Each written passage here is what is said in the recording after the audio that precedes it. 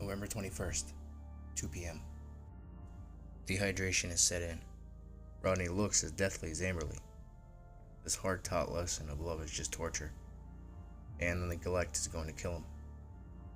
Though Nell has offered him water and food, he can't take it. He's too sick from apparent disgust to keep anything down, solid or liquid. It's been 10 days trapped at that damn beam. His clothes are dirty. His skin smells of dead bodies, considering there's now 10 corpses resting in the corner. All bones and torn clothes by now, and his mind is spiraling into madness and resentment. Precisely the opposite of what Nell originally wanted. That knock upside the head with a spade didn't help. Instead of learning to love this new Amberly, the mere existence of her insults him. Nell has no clue how badly she's treating him, as she's been a bit busy. With the 10 men she's murdered, 9 she was accomplice to. There's also a couple dogs. Amberly's midnight snacks, Nell likes to call them. Stray or neighbors, or even the 2 dogs she had rescued from 2 different kennels in 2 different counties. The basement door opens, and once again Nell descends the stairs. She walks over to her husband and bends over at his feet, sliding him another bowl of salad before turning around to leave. Just a handful of iceberg lettuce, and a tomato that looks like it's about 2 days past its expiration date. Wait, please wait. Rodney's barely able to get the words out of his dirty, cracked, and parched lips. Nell stops in her tracks, as if she's annoyed. That pesky and selfish Rodney is keeping her when she has shit to do. Yes, Rodney, she says. What is it now? I need water. You have water. She points next to him at a dozen glasses, the majority of them all knocked over, due to Rodney's rebelling. Fresh. Nell sighs before running up the stairs. Rodney can hear her slam the cupboard shut and turning the faucet on, fetching him the water. She runs back down the stairs and places the beverage in front of him, sliding the glass so violently that most of it spills out. She turns to leave again, and again. Wait, Rodney calls out, pleading. Free me. Nell turns and looks over her shoulder. I could. First, are you going to accept Amberly as she is? Rodney can't bring himself to say yes. Part of his being wants to just be let out of that fucking basement. He begins to weigh the pros and cons. Amberly is his daughter. No matter how badly she looks now, no matter what she's done, she is technically his daughter. Any parent would stick by their child, especially when everything happening is truthfully out of her control. The con? She has killed and continues to do so. Not only that, but Nell has also slipped down a steep slope. It's just going to end in sadness. Rodney hesitates a second longer, before honestly, foolishly answering. No. Well then, Nell replies. There's your answer as well. She wants to kill me. Nell smiles. Who, Amberly? No, she doesn't. She said it. You know what, Rodney? That is just pure bullshit. God, Rodney, Nell continues. I just don't understand. I don't understand why you can't see her the way I do. You will, though. I promise you that. If she wanted you dead, you'd be dead. No. Babe. He tries his best at sweet talk, his best attempt at persuasion. Nell holds up her hand, quieting him. Babe? Babe? Just enough, Rodney. I don't have time for this. In fact, I have to go. Nell leaves Rodney alone with Amberly again in the darkness. November 21st, 9 p.m. There's never been much of a club scene in Olive. Most of Olive's population consists of older couples and retirees. Being such a picturesque town and all, it's a great place to either settle down or start a family. There are certainly worse places to live the rest of your life, and die, than Olive, but there aren't many places where the dead come back. Auntie Elegant is the only bar that people even frequent. It's not elegant either. Owned by the cousin of a local councilman, its sole purpose is just to be. Patrons from all over swing through to drink the cheap beer. Very reasonable considering the business water their beer down. People know it, they just don't care. They'd rather pay more for petrol than for beer. Of course, there are other fancier places, but the people who visit those places are too uptight about agreeing to go home with someone like Nell instantly, beautiful looks or not, and they're mostly married. That's why Nell has her date in this establishment, instead where she is going to hunt her prey. She already has it all figured out. She needs him young, tall, burly, preferably fatty, with minor muscle tone. Skin color, creed, hair color, or religion, they're no importance. She can find someone to fill her insatiable little Amberly. She's done her job. Anything more than that, probably just a bonus. She's been trying for weeks. She only hasn't found the right man.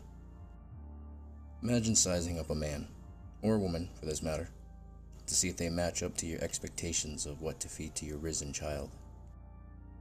November 22nd, midnight. Hey, handsome. Nell calls out to a tall, red-cheeked mountain of a man. It's taken 3 hours, but she has found her prize. None too soon. She almost had given up until a group of rowdy local college guys stepped in from a night of bar hopping.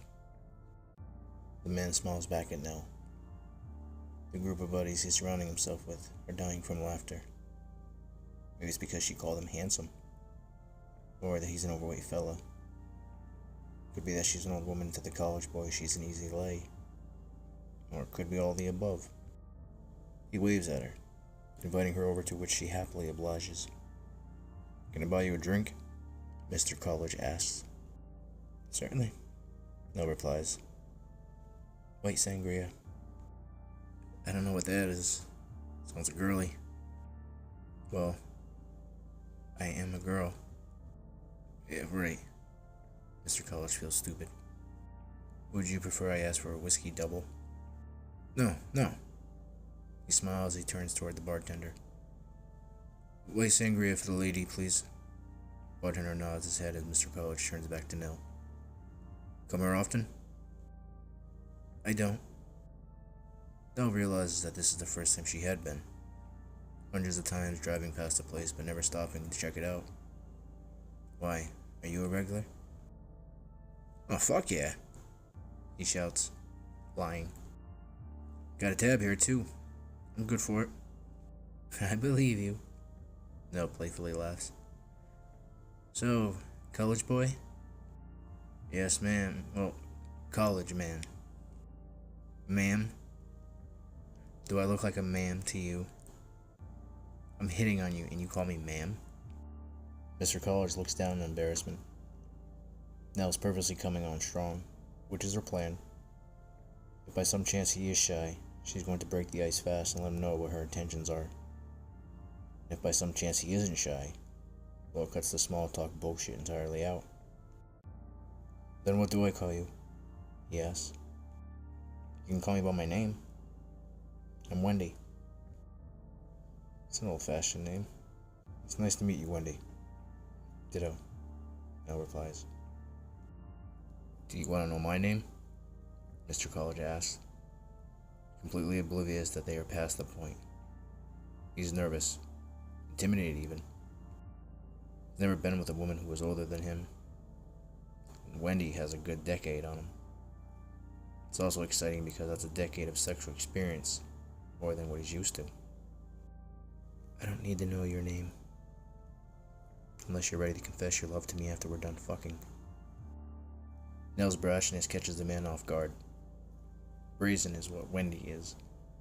Typical man, attractive older woman throws herself at him, with no intent on making him work for anything, and never once thinks that there may be a hidden motive. Even his friends have no clue. There's a piece of ass right there, bait dangling, and he's about to chomp down. The barkeep returns with a white sangria. Mr. College grabs it and hands it to his seducer. "Your drink, Wendy." Nell smiles. Down the basement, Rodney stares across the room, exposed to Amberly's glare, who's staring right back. His look is of worry and fret. Her look is of hunger and impatience. If Mommy doesn't come home soon, she may no longer be able to contain herself. Luckily for Rodney, he can hear their car tires slowly running over the crackling graveling in their driveway.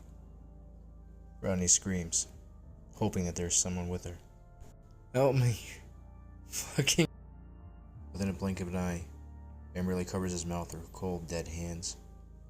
Amberly grumbles with choler. Do not fuck with my food, is what she's thinking. And Rodney knows it. His cries are muffled, but it doesn't stop him from squirming. And Amberly enjoys this fussing. She squeezes harder, actually loosening one of his molars as it pops from his gums. She wasn't even trying. Her power, no matter how awesome, seems to be limitless. If she wanted to, it's plausible that she could explode his head like a pus-filled zit. Not to say that she won't eventually try if he keeps up his fighting.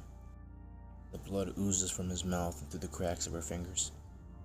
When she sees it, it knocks her into a trance. It's her drug, her reason. An addict drawn to freshly cooked meth or a shark spotting an injured seal. There is no sweeter sight. The malevolent little girl leans in and licks at the blood. It tastes like liquid gold. The most significant thing she's ever tasted. All at the same time accidentally gnawing at her hand while ripping off small pieces of flesh from Rodney's cheek. Both Rodney and Amberly's collective warm blood trickles down her jaw. She's in euphoria as Rodney mumbles out from pain and awe. But nothing is going to save him until Nell gets her date inside the house. Though there is a possibility now that Nell can't even save him. For the first time since Amberly's return, Rodney wishes it was someone else. He doesn't want to die like this. If it meant sacrificing an innocent man to save his ass, he'd take it. Hurry up, Nell, he's thinking to himself. Hurry up. The front door opens as Nell and Mr. College step inside. Wow, shit, what is that smell? He asks as he takes a pungent whiff like a punch to the nuts. Oh, don't worry about that. Our basement got flooded. Very moldy. We had to hire someone to dig it all up. Nell lies. Fortunately, the smell of bleach is probably gonna last for a while. We? Yeah, my husband and me, she reveals as she turns on the light. Husband? The fuck, lady, you're married? Duh. Look at me. He's not here if you're scared. He travels. Won't be back for a couple days. Is this gonna be an issue? She asks. Mr. College wants to say no, but there clearly is. He puts his head down in shame. Nell needs to think quick, so she places her hand on his crotch. Sweetheart, this isn't my first time. What he doesn't know won't hurt us. Mr. College looks at her, honestly unsure. It's not ethical to cheat on your spouse, but she doesn't give a fuck, so why should he? No problem at all, he replies. Nell quickly leans in and kisses him, without hesitation. Gives him less time to think, less time to focus and realize that the smell isn't mold or bleach, but iron. A violent death has always given off a very familiar odor. It usually happens when there's a bunch of blood spilt about. Once you've been exposed to it, you'll never forget it. They take turns moaning and panting, barely catching breaths. But Nell doesn't want him catching his breath as she guides him into the kitchen against the island counter. Closer to the basement, but more noticeably closer to the knives that litter the kitchen. She's kissing him actually with more passion than she ever has kissed Rodney. Not out of wanting this younger man, but because the thought of knowing she is going to kill this poor soul makes her not want to think of it. So she jams her tongue down his throat and whispers, I want you so fucking bad. What she's really saying is, can you be the one to save me? She's gone off the deep end. She was never a strong swimmer. Too late now. Too late, she thinks to herself. Well, you got me. Show me what you want to do with me, slut, Mr. College bravely utters. Nell smirks before turning around and lowering her pants down past her knees. Her black lace thong panties rest within her thick ass. With Mr. College focused on his prize, Nell tries to secretly reach out and grab a knife on the other end of the counter. Only before she does, she feels pressure against her crotch as she lets out an audible, accidental grunt. moved her thong aside and inserted every inch of himself inside of her wanting body. She forgets everything for a moment. No death, murder, no Rodney or Amberly. Only Nell.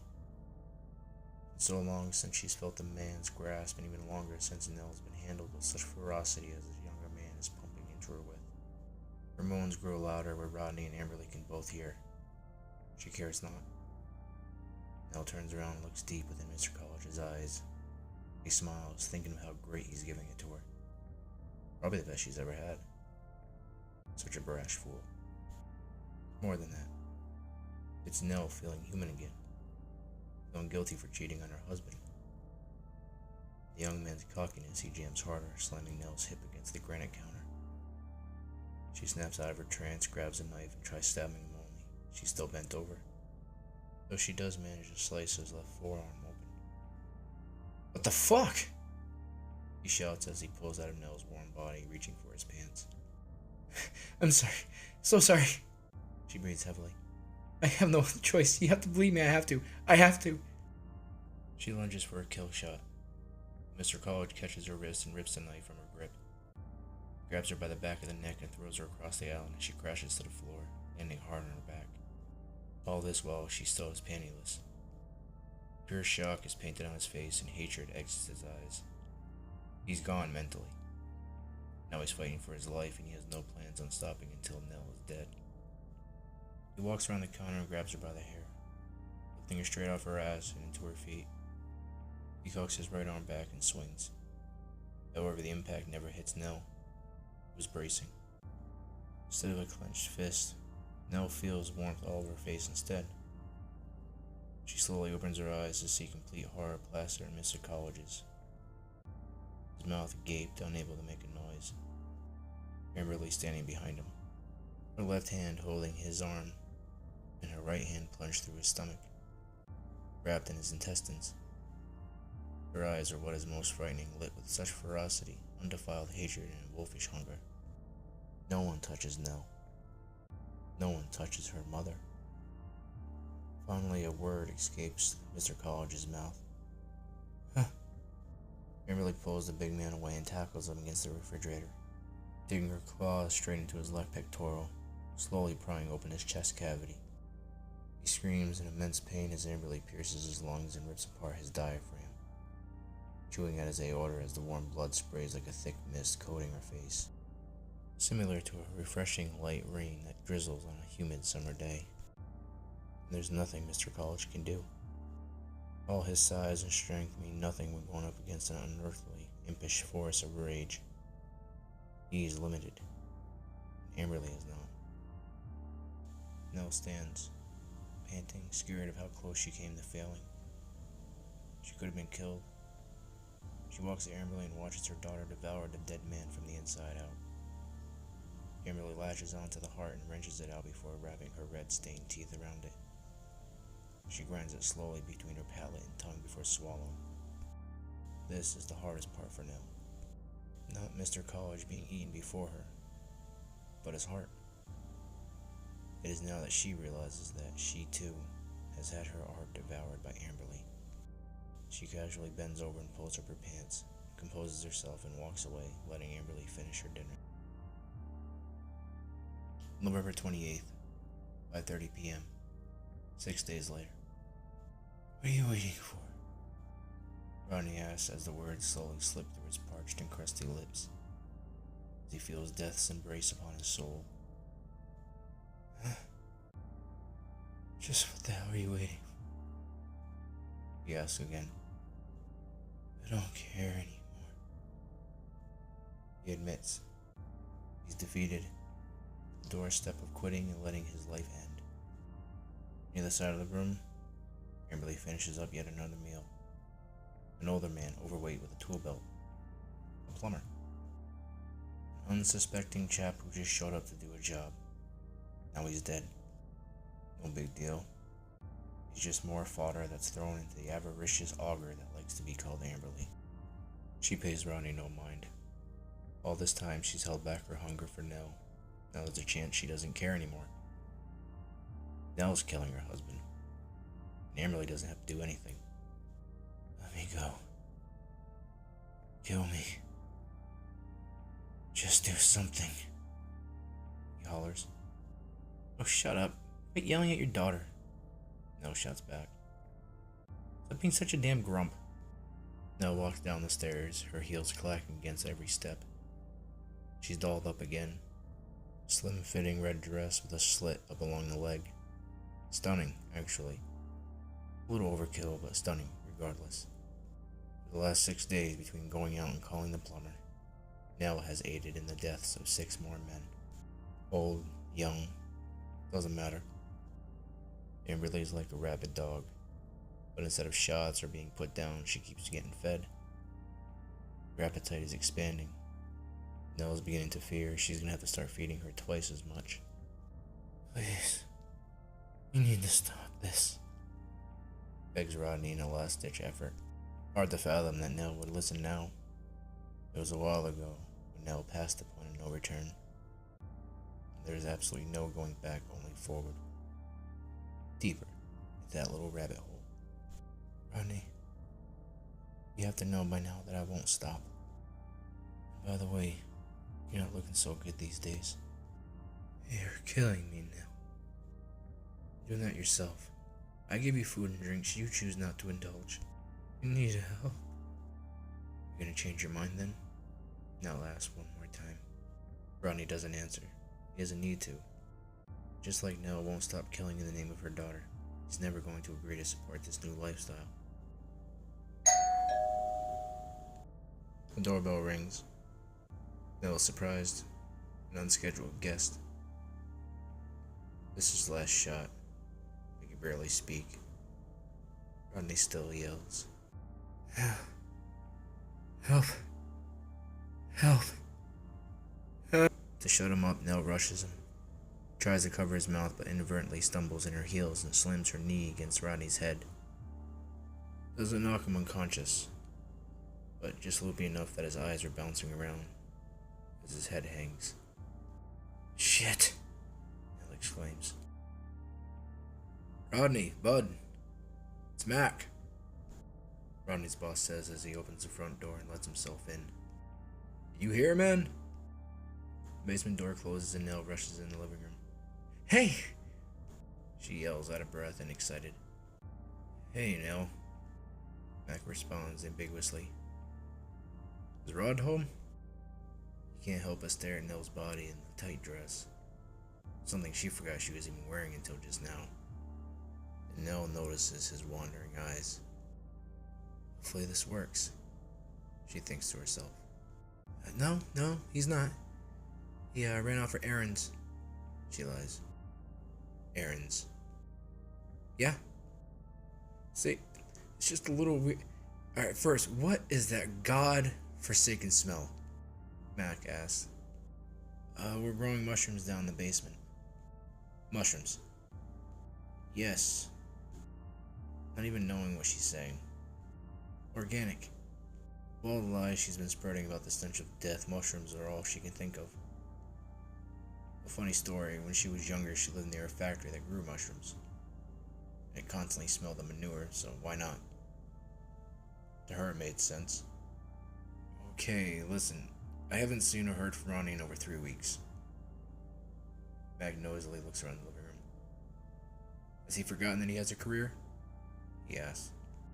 No, he knows. Just with Amberley's death, it hit him hard. You know, he's just been lounging around, thinking mostly.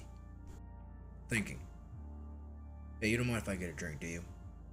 He asks, not falling for one word Nell's spewing. He doesn't know the extent of Nell's lies, but wants to investigate either way.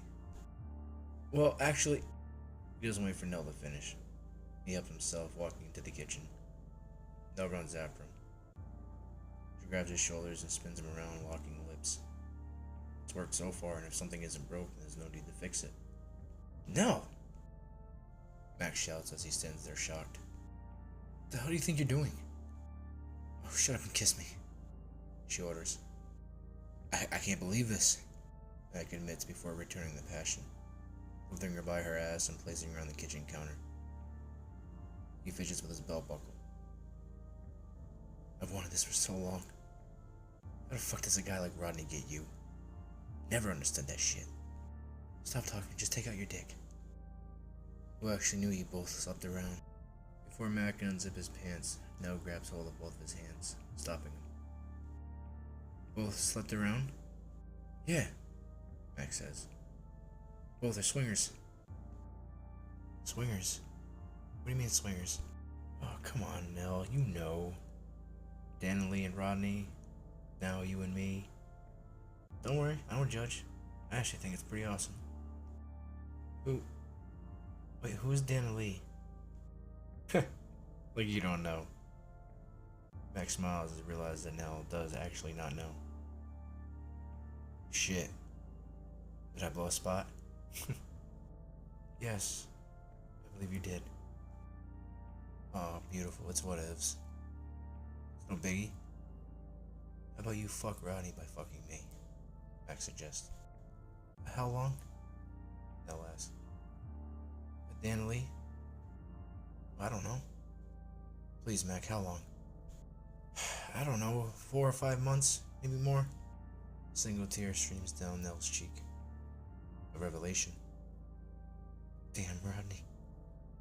Damn him. That's what she is screaming inside her head. She would never have guessed. Amberly, though, has known all along. For Nell, anyone could have her body, but her heart and soul belonged to Rodney, and only ever Rodney. It's just a damn shame to now realize that it's been one-sided. Help me, please, somebody help me. Mac turns his attention to the basement door. Nell grabs a steak knife. She swings at Mac, who turns around just in time to dodge it. He cold cocks Nell in the chin, knocking her out cold. He grabs the same steak knife and heads to the basement. He doesn't know what awaits him, but he's a man. He's as tough as they get. He's never backed down from a fight, and most times he started them. But again, he doesn't know what awaits him. Mac gets to the bottom step and holds up the knife, his hands shaking from intense adrenaline. He's looking to be a hero. Rodney? Mac? Help me, please. Rodney yells through the darkness as Mac moves closer to see Rodney tied up. Rod, what the shit? He tries cutting through the cuffs, but no way is that going to work. Mac! Rodney shouts as Amberly emerges from the Blaque and tackles his boss to the floor. Her shrieks echo loudly as she slams his head into the concrete over and over and over repeatedly, turning his skull to candy and his brain to puree. Nothing better than the basement's concrete floor to tenderize the meat you're planning on eating. And all this within a couple inches of Rodney. Amberly raises her hand to slash Mac and rip him in half when she accidentally hits the chain that is keeping Rodney prisoner, breaking it cleanly, tearing it apart like paper. Her power is just remarkable. Just like how excited Mac was before opening the basement door, so is Amberly at the aspect of tearing something apart with her bare little hands. Rodney slowly crawls to the steps as he turns back around to see Amberly completely tearing Mac apart from head to toe. She couldn't devour him quicker if she tried. Her unbridled fury only exceeds her smiles of bliss. As for the escaping Rodney, well, you will be remembered for your sacrifice, Mac. Rodney crawls out from the basement on his hands and knees to the doorway as Nell stands there holding a gun pointed directly at him. She's crying and hurt. Not so much physically. Nell can ignore that pain. Mentally, it's too much. Some small way, the love she had for Rodney was the only straw left that was holding her psyche together. Nell? Rodney asked cautiously. Dan Lee. Rodney's eyes widen. Who? He plays coy. Just answer me, Rodney. She screams, cocking the gun. Where did you get that gun? From a cop. Cop? You killed a cop? Dan Lee, damn it. What? You gonna shoot me now? If you don't answer the fucking question, I swear to God, Rodney, that I will. He pauses. believes her. There's nothing he can do. Down the basement is a flesh-eating demon child who seemingly has crawled from the depths of hell itself. And in front of him is a pissed-off wife. He's contemplating which is worse. You've been sleeping with her? Nell asks, helping Rodney along the way to the truth. No. Not sleeping. He responds, much to her surprise. But why? I was bored with this. The love she had for Rodney and trust seems to pour from her drained face. She could kill him. Not to say that she hasn't made up her mind. Bored? You dirty asshole. I've done everything in my life for you. For you. I thought I wanted this, Rodney admits.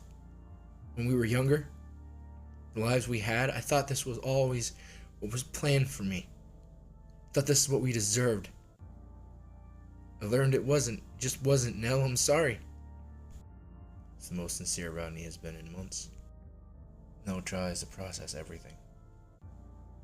She's confused when a sudden moment of clarity comes over her. She looks up at Rodney, her face covered in disdain. This woman, Max said, months. Okay? Was? Nell asks before she gets a lump in her throat, holding back her emotions and tears. Was she the reason you never picked up Amberly that day? Is she the reason why Amberly had to die? Now that's Rodney's dirty little secret he never wanted anyone to know. The absolute fucked up truth. The revelation that struck Nell like a bolt of lightning. Possibly even the reason why Amberly has returned. At that moment, his daughter was being raped and murdered by someone she knew and trusted. He was getting laid. He ended up choosing the sin of adultery over his own daughter. He stares at Nell in the eyes as he admits, I don't have to answer. Why not? Because Nell, you already know the answer. Nell is heartbroken. With tears in her eyes, she aims the gun and shoots Rodney straight in his heart.